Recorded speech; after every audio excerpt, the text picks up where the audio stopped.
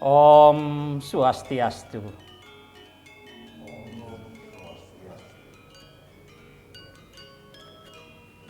Para pemirsa yang budiman, dimanapun berada, kali ini kembali saya akan berbagi tentang kisah Nidya Tantri yang diambil dari Manawa Tantra.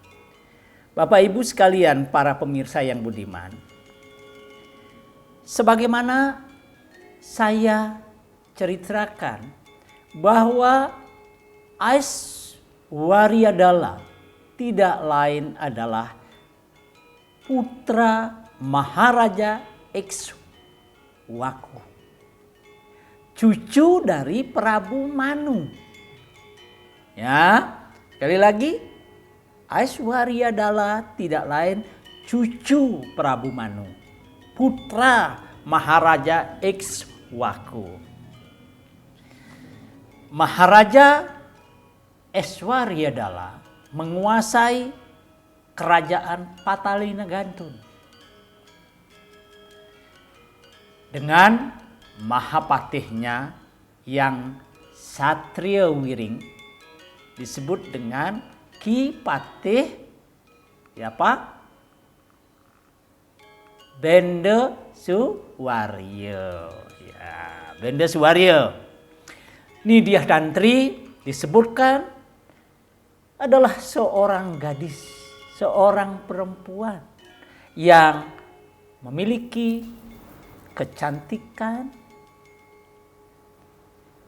ibarat nyaris menyerupai yang Giri Madu. Saking cantiknya, saking cantik jelitanya, nyaris menyerupai eyang Giri Madu. Tidak hanya cantik fisik, tetapi ia juga pintar. Ya, dia menguasai kompetensi. Ia juga berbudi luhur. Dan satu hal lagi, ya, dia terampil.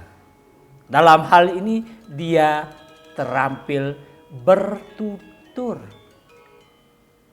Ya, bercerita. Ya, kalau Dek ngobrol di sekolah sama teman-teman, temannya pada bengong gini, ya, maka itu Anda artinya punya keterampilan bertutur.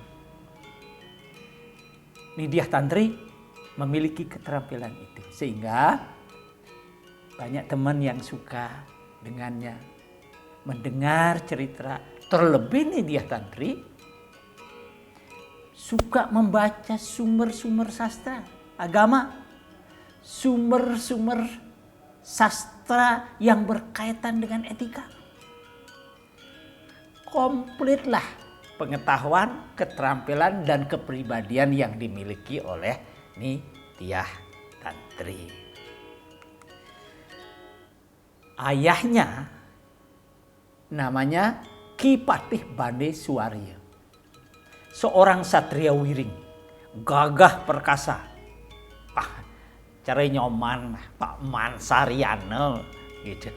Gagah perkasa, perut gendut gig. Ya, jadi Mahapatih kan biasa begitu.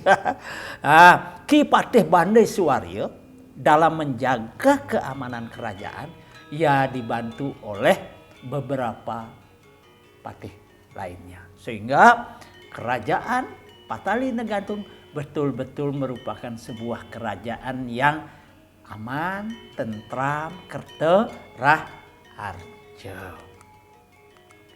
Bapak Ibu sekalian, ketika sang raja telah mendengar beberapa cerita sebelumnya, akhirnya sang raja bertanya, Nidya Tantri, apakah kamu tahu cerita tentang buaya? Atau Barangkali kamu lupa bercerita tentang buaya kepadaku. Tapi bukan buaya darat. Buaya. Ya. Baik Paduka, Amba punya cerita mengenai kisah tentang cinta dan persahabatan. Kisah tentang kesetiaan dan keikhlasan antara dua tokoh binatang, yaitu buaya dan ilutung. Pernah dengar? Buaya dan lutung. Bapak Ibu sekalian, kisah ini saya akan mulai di suatu desa. Desa ini amat makmur. Sungai-sungai mengalir dengan jernih. Dan di sungai terdapat begitu banyak ikan-ikan. Sehingga sebagian besar penduduk di desa itu mengkonsumsi ikan. Setiap hari orang dengan mudahnya bisa memancing dan mendapatkan ikan. Itu menandakan sebuah desa itu subur. Terutama apa yang terjadi di Sungai Malawi, masih di lingkungan kerajaan Patali Negando. Made Male pun sering memancing di tepi Sungai Malawi ini. Setiap hari kalau pingin dia mancing hanya 10 menit udah bawa ikan pulang untuk dimasak. Begitulah pekerjaan Made Male. Karena seringnya ia memancing, sampai dia hafal dan mendengar dialog yang terjadi antara persahabatan ilutung dan buaya. Ini dia anakku begitu ya. Dia setiap hari memancing sampai hafal dia persahabatan ilutung dengan buaya. Suatu saat si buaya memanggil, "Wahai lutung, apa kabar sahabatku? Apa kabar? Sudah lama kita tidak bertemu. Apalagi dan terlebih di era COVID semacam ini. Kok rasanya kita jarang sekali bisa ketemu kecuali hari ini. Lutung, aku ini buaya sudah sekian lama hari ya berusaha untuk mencari makanan di sungai ini. Tapi kenapa tidak ada? Aku benar-benar kelaparan. Kamu lutung yang menguasai sebuah pohon badung ya, yang berbuah lebat, tentu kamu memiliki nasib yang jauh lebih baik dari diriku, kata si buaya. Ah kawan, tentu tidak. Aku biasa-biasa saja. Memang aku hidup di pohon yang saat ini sedang berbuah lebat.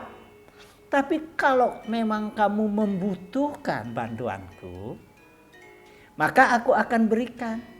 Tapi buah badung bukan binatang kesukaanmu. Aku tidak dapat memberimu seperti itu. Kata siapa? Si lutung ya. Baik, tidak apa. Bolehkah aku meminta beberapa biji buah badung agar perutku terisi, agar perutku tidak kelaparan, dan agar aku punya energi. Dengan lascario, ikhlas, dan penuh swamitra. Sekali lagi, dengan penuh lascarya, ikhlas. Ya, memberi itu sebaiknya dengan ikhlas. Si lutung memberi buah badung kepada si buaya dengan lascarya, ikhlas dan penuh swamitra, persahabatan. Swamitra artinya apa? Persahabatan. Jadi dua kata kunci. Si lutung memberi buah badung kepada si buaya dengan dasar lascarya dan swamitra, dengan penuh persahabatan. Diberilah secukupnya. Dan malahan si buaya dengan senang hati menerima. Dan si lutung kembali mengambil satu buah. Tolong kasih istrimu di rumah. Siapa tahu istrimu juga lapar, belum dapat makan. Kasihlah. Si lutung begitu ikhlas. Si lutung begitu swamitra. Sampai istrinya pun, istri buaya maksudnya, diberikan. Ya. Apa yang terjadi? Begitu sampai di tempat istrinya, sang buaya laki-laki memberi, ini ada titipan buah badung yang kiranya dapat mengisi perut kita, mengganjal perut kita sebelum kita mendapatkan makanan yang selama ini menjadi makanan kesukaan kita. Tapi apa yang terjadi? Si buaya betina rada cemburu. Cemburu. Pantesan kamu setiap hari pergi, katanya, ke danau yang dekat pohon badung. Rupanya kamu punya hubungan khusus dengan si lutung. Tidak, lutung itu orang baik. Lutung itu malahan memberimu biji ini agar kamu tidak sakit. Buaya betina tetap saja ngambek dan cemburu. Dia katakan begini, dia menggunakan logikanya. Dunia ini milik kita, say. Ya. Sementara yang lain adalah mangsa kita. Itu prinsipnya. Dunia kita ini, ya. Dunia ini milik kita berdua. Kata, ikan, kambing, kijang, itu mangsa kita. Apalagi kera, lutung, itu mangsa kita. Lagi pula, mana ada sejarahnya buaya bersahabat dengan sebangsa kera. Tidak mungkin lutung itu sebaik yang kamu pikirkan, kata buaya perempuan. Ngambek, besok paginya si buaya perempuan menangis, ngambek lagi. Aku sakit, sayang. Ya, kalau kamu menginginkanku tetap hidup. Ini udah mulai mengancam. Ya, maka aku hanya dapat disembuhkan dengan memakan hati sahabatmu si lutung. Ya. Bagaimana mungkin? Si buaya laki-laki bingung. Si lutung itu sahabatku yang amat baik. Semua orang penghuni danau juga tahu aku bersahabat dengan dia. Kenapa saya sekarang kok seperti ini ngambek? Malahan menginginkan hatinya si lutung sebagai obat untuk menyembuhkanmu. Aku jadi bingung. Namun karena sayangnya buaya laki kepada buaya perempuan, maka si lutung dijemput si buaya dan mengutarakan ingin mengajak si lutung menemui istrinya yang ingin mengucapkan terima kasih atas kiriman buah badung selama ini.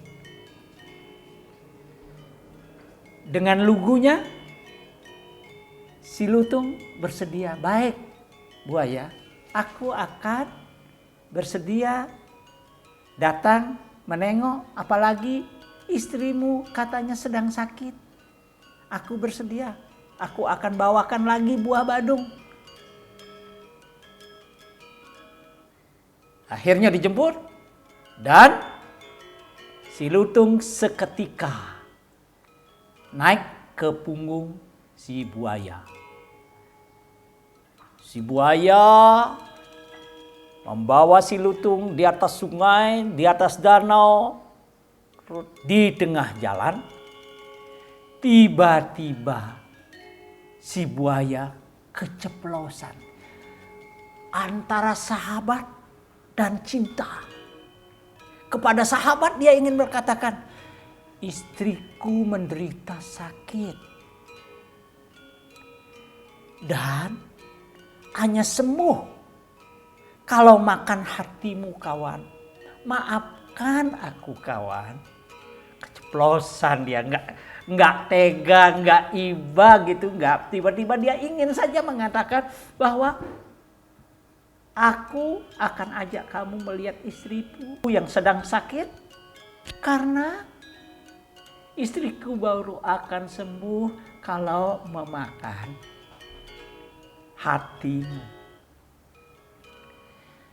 Dengan tenang si lutung berpikir dan menjawab, oh begitu kawan. Dengan senang hati aku akan memberikan hatiku untukmu. Tenang dia. Tapi otaknya berpikir, wah kalau sekarang aku meloncat aku akan mati. Di tengah danau.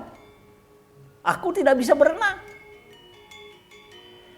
Lebih baik aku membuat akal.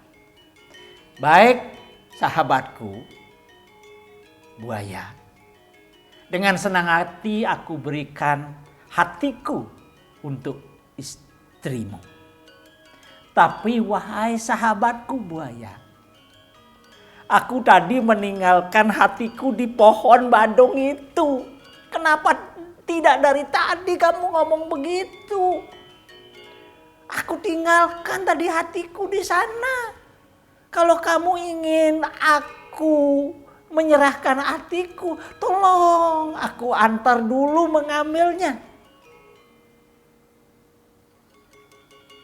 Segera aku akan ambilkan. Oh gitu ya. Si buaya juga ngomong begitu. Akhirnya si buaya secepatnya berbalik arah. Membalikkan tubuhnya, seras, kembali ke pohon badung. Begitu dekat pohon badung, dia tiba-tiba meloncat ya dari punggung buaya dan meninggalkan buaya dungu. Itu. Si lutung cerdik selamat dari bahaya dungu. Hati-hatilah. Apalagi di zaman Kali Yuga sekarang ini. seringkali kebaikan kita dimanfaatkan orang lain untuk niat yang buruk. Jadi hati-hati adik, hati-hati, Pak Man hati-hati. Situasi sekarang juga kita harus lebih waspada. Tapi jangan khawatir. Kenapa? Biasanya dalam setiap niat jahat selalu ada kekeliruan dan ketidaksempurnaan. Itu makanya kalau Pak Polisi ada kejahatan segera bisa menangkap. Kenapa? Karena selalu ada ketidaksempurnaan dalam setiap niat jahat itu. Kita bisa memanfaatkan balik kebodohan itu untuk mengalahkannya. Bapak Ibu sekalian yang saya muliakan, pesan penting dari sesuluh ini adalah kita yang belajar, yang menjadi anak pinter, ya harus juga cerdik. Ya, cerdik itu penting, pinter itu penting, tapi pinter dan cerdik itu jauh lebih penting. Yang kedua, dalam situasi yang serba sulit seperti sekarang ini, kita wajib semua untuk senantiasa waspada.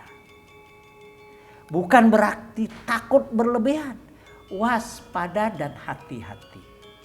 Tidak semua orang memiliki pikiran yang sama dengan apa yang kita miliki.